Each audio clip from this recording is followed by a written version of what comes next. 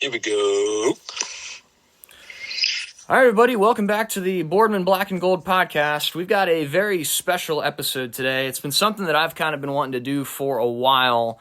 A thing we like to call outside perspective. Obviously, you get to listen to David and I with our absolutely rancid takes every week, but I thought it would be a cool idea to get somebody in from the outside, somebody that has a little bit of a different perspective on the upcoming game. And I think I have enough people to suffice for the rest of the season. So what we're going to do today is we are going to talk to a real-life Jets fan. Yes, a real-life Jets fan. They do exist. I'm looking at him right now. He is, in fact, wearing a Jets throwback cap. That is pretty darn awesome. Why don't you introduce yourself, Derek? What's up, guys? My name's Derek Poe. Live in Wilmington, North Carolina. Been a friend of Zane's for, long time. Long time, that's right. Long time. Old teammates and great guy. Unfortunately, he's a Steelers fan, but I don't hold it against him. Well, I hope you wouldn't. I don't think there's a whole lot of controversy between the two of our teams, at least when it comes to the last time that I went to a Steelers-Jets game was when your boy Zach Wilson rained on Kenny Pickett's debut by just, being himself, and then Breece Hall absolutely torched us, which was fun. And I was there. That was the first Steelers game I ever went to. So Yeah. Kenny didn't actually – no incompletions that game. No. 10 to his teammates and 3 to yours. To Jets players, yeah. Yes. 13 for 13. Yes, it was absolutely incredible. Even had a rushing touchdown in the game too. I was looking right down at it. I mean, it was something else. But as far as it goes, I wanted to just kind of I think it's a cool idea to get an outside perspective of a Jets fan, especially right now, because I think this week might have been, what is it, Wednesday? You haven't even had like 48 hours to digest Monday Night Football yet, and there's already a lot that's going on. So first, talk to me about your thoughts on the Davante Adams trade. I mean, it is kind of a Hail Mary move. It honestly should have happened this past offseason, but I don't know why it didn't. I'm incredibly shocked. I think it's going to so much up for us with Davante on the outside, Lazard on the outside, and Garrett Wilson in the slot. It's going to be fun to watch if we can just protect Aaron Rodgers. So is Mike Williams, does he even exist anymore, or is he gone? Well, we've had back-to-back weeks now on potential game-winning drives. We threw it his way, and he slipped, and leading to an interception. And we've also gave him permission to seek a trade as of yesterday. Well, wouldn't it be something else? Because the Steelers were involved in the Davante Adams bidding. It would be very Steelers-esque to throw like a fifth-round pick for Mike Williams this coming week or maybe next week or something like that. But it was funny. I was listening to Mike Tomlin's press conference today, and he was like, yeah, we were preparing for Davante Adams last week, and here we are finding ourselves preparing for him once again. And it seems like miraculously Davante Adams just doesn't have a hamstring injury anymore. So it's crazy what happens when you're reunited with your old buddy Aaron Rodgers. Jets great doctors over there. Aaron Rodgers had a miraculous Achilles recovery, and I'm sure those doctors got a hold of his hamstring and just cured everything. So. Isn't that something else? They're doing some amazing nothing fishy things. At all. That's nothing right. Nothing fishy at all. Nothing fishy there. at all. Hey, you got to have good doctors when MetLife Stadium is your home stadium, I feel like. Golly, you're not lying. Aren't they? You're a big soccer guy. Aren't they playing the World Cup or like the Olympics there or something? They even played the Copa America there this past summer. But when soccer teams came, they made it grass. Really?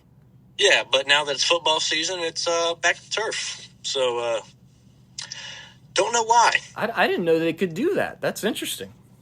It was grass fields for the Copa America, and I'm sure it will be for the Olympics. World Cup. World Cup? Cup's Okay. next. Yeah, 2026. See, this is the outside perspective I'm looking for. I'm learning stuff already. This is awesome. I love this. All right, so moving on. Just a little. Give me your thoughts coming into this week from a Jets fan's perspective. Just who are your guys that are like they have to play well this game? Who are some guys on the Steelers? What are you afraid of on the Steelers? What are some keys to win for the Jets' perspective this week? It's got to be the offensive line. TJ Watt gives me nightmares thinking about what he's going to do to 40-year-old Aaron Rodgers.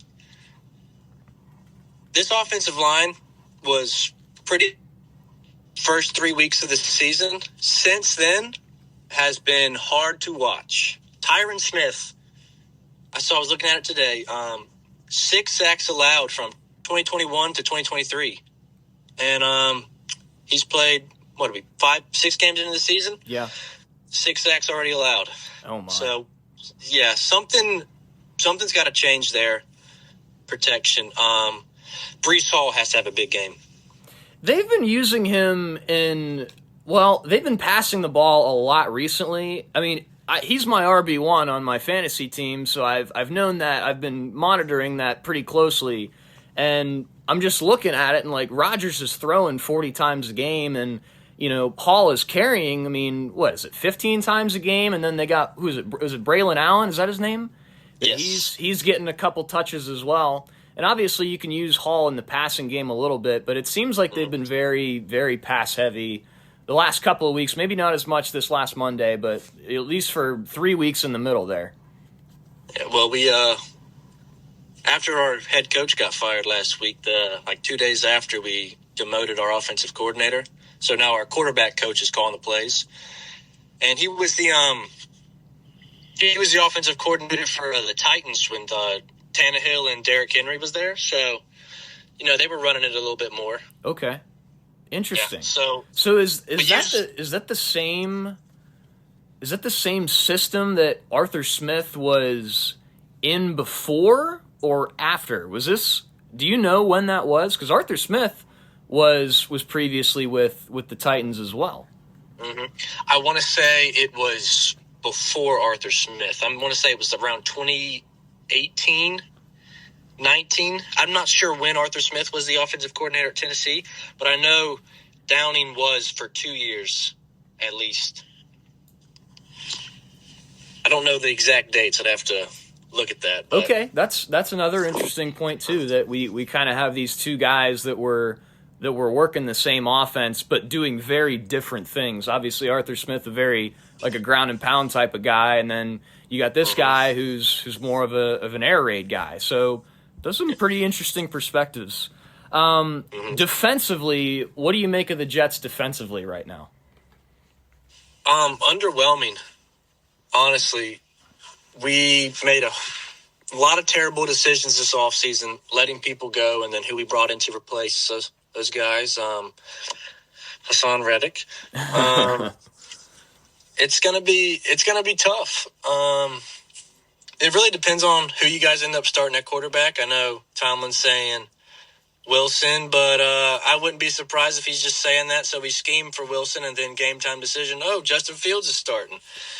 Because, it's two different play styles. Two of our top 3 corners are out. Sauce will play, but it looks like DJ Reed and Michael Carter II will not be playing Sunday. So that's a big blow to our secondary, but luckily we're pretty deep. Our DB coach is very good. So I hope Wilson starts because I've been watching a little bit of the Steelers tape. Broderick Jones. Oh, he's awful. He's awful. I remember I was so mad last year when you guys drafted him 1 pick before the Jets because I wanted him so bad. And then we took Will McDonald. And I was like, who is that guy? And now Broderick Jones is barely playable, and Will McDonald is tied for second in the league with sacks right now. It's incredible. And I don't know if you saw the one clip. I mean, there was one time. Okay, so he's lined up right next to Max Crosby. I mean, he's staring Max Crosby right in the eyes, and he stands there. He gets up out of his crouch. Max Crosby runs right by his right side, and he just stands there, doesn't block a soul, and he's looking around like, whoa, wait, I'm supposed to block him? Yes, you're supposed to block him. I mean, he's one of the best edge rushers in the league, man. Like I don't care if you didn't know what your assignment was, you have to get a hand on him or something like that. I mean, you can't just stand there. And honestly, that's one of my concerns with the prospect being Russ this week is with how bad our O-line has been. I mean, it's not just Broderick Jones. I mean, it's the whole line, and we are hurt to all get out right now. I'm worried about the Jets' defensive front, and especially if Russ is not as mobile as he was in the past, then I think it could be a sack party for the Jets. Yeah, that was another thing I was thinking about. There could be a lot more sacks against the Steelers right now, but Justin Fields is just so quick, so fast to get out of there and scramble. If you start Russell Wilson, he is not nearly as quick and able to get out of there as Fields. So it would be, hopefully, a sack party.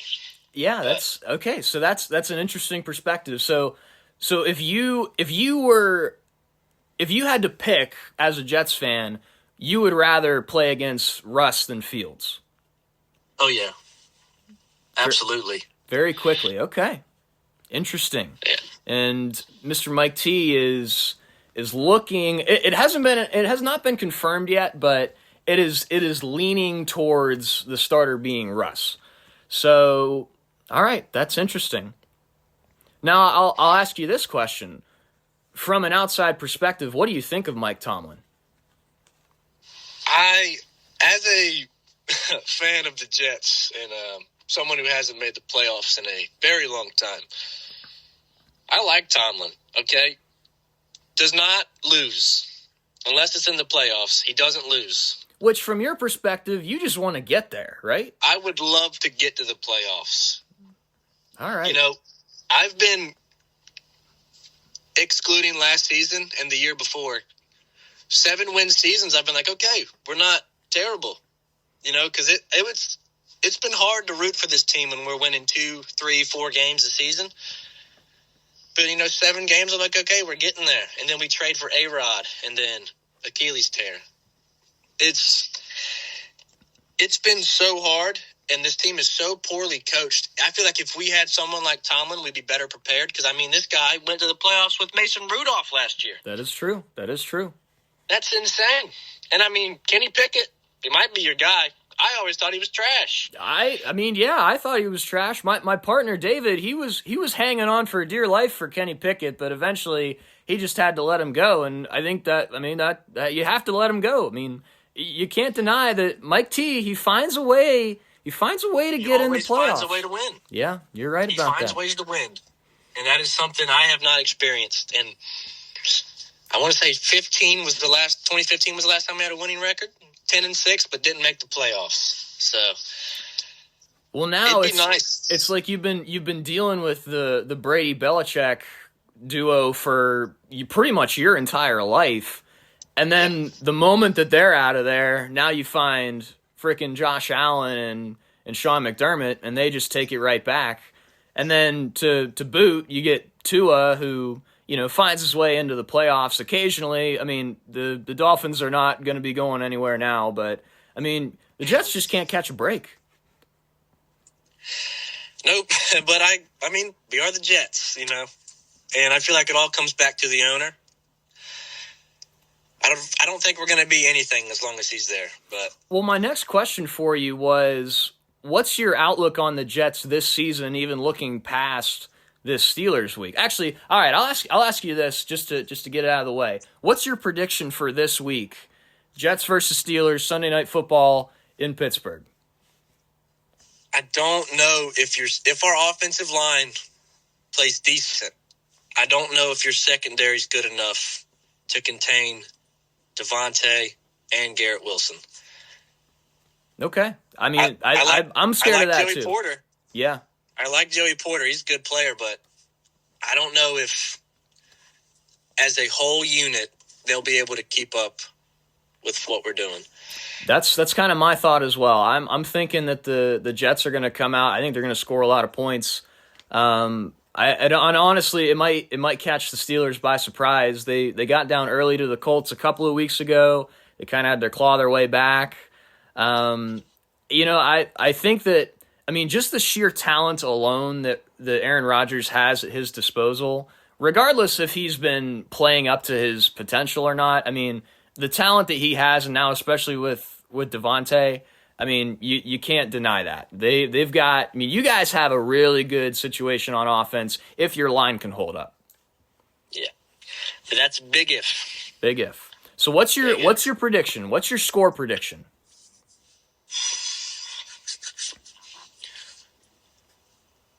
34. I'm going to say 34-20. 34-20? Jets win. All right. So you think Russ is going to do half decent, I guess, but you figure that the Jets are going to, the new high-flying offense with a miraculous healing of Devontae Adams' hamstring, that it's just going to work out. Yes, I'm also expecting a big game from Najee again. Okay, interesting. We haven't been able to stop the run. That's twice already this year. We've had running backs I couldn't tell you who they were before the game, and then they run for over 100 yards on us. Yeah. So I'm expecting a big game out of Najee. Okay, interesting. Had 100 yards last week, the first time he cracked 100 this season. And historically, he's a slow starter, and he gets better as the season goes along. He's like wine. He ages really well as far as the season goes. So, all right, interesting. All right, so now, one more thing. Looking forward to the rest of this season. After this week, so you're predicting a Jets win, so that would put them at, 3-4. What are you forecasting for the rest of this season? What's the outcome for the Jets this year? We have had we played an absolute gauntlet so far this year, excluding that Broncos game, which we should have won, but can't kick a field goal. Yeah, it's like it was in like hurricane conditions, and they didn't run the ball either, which that didn't make any sense to me. Couldn't block. Yeah, couldn't block. There you go. But we've had one-score losses to the Vikings, undefeated, and then now the Bills. So I feel like we're playing well. We just can't finish. But that was the rough part of our schedule. Looking forward now, we have the easiest schedule remaining in the NFL. Wow. We play Jacksonville. We play the Patriots again after the game against the Steelers. We got the Cardinals. You have Cleveland? We have a lot of winnable games. I don't think we play Cleveland, unfortunately. Okay. Yeah. I was thinking maybe well, okay, so you finished third in the division last year? Yes. Okay, well that makes sense as to why we're playing you then. Okay. That checks out. I was wondering if you had Cleveland or not, cuz that would have been, that's a cakewalk right now. They're in shambles. So, okay. So you guys are kind of the exact opposite of us, because we've had a pretty paper thin schedule early on, and we have our gauntlet after our bye week in week 9. So that's, you got a complete little flip there. So that's interesting. So what's your record prediction for the end of the season? Sitting at 2-4 right now. I could see us finishing 11-6 if everything goes to plan. Wow. So paper thin second half. Does that get you into the playoffs? Is 11-6 enough? In the AFC and how it's looking this year, I think it sneaks us in. I think so too. If what you're saying comes to fruition, which honestly I could see that being the case too, because I figured the same thing. You guys are losing tight games to good teams, and it's like if one of those goes your way, then a lot of things are very different. So with that being the case, I could see that being a real reality. And one of the things I said 2 weeks ago, when we were talking about the whole Devontae Adams thing, was if the Jets are able to land Devontae Adams, that that just means that they're committed to actually going out and trying to make the playoffs this year, and doing it at 2-4, literally trading for him not even 12 hours after that Monday Night Football loss. That tells me everything I need to know about what the Jets are trying to do this year. People's jobs are on the line. General managers, coordinators, everyone's job is on the line. They must win now. Jets fans are tired of losing. Yeah. The owner's probably tired of losing. Woody Johnson, everybody's tired of losing, so they have to make changes. Okay.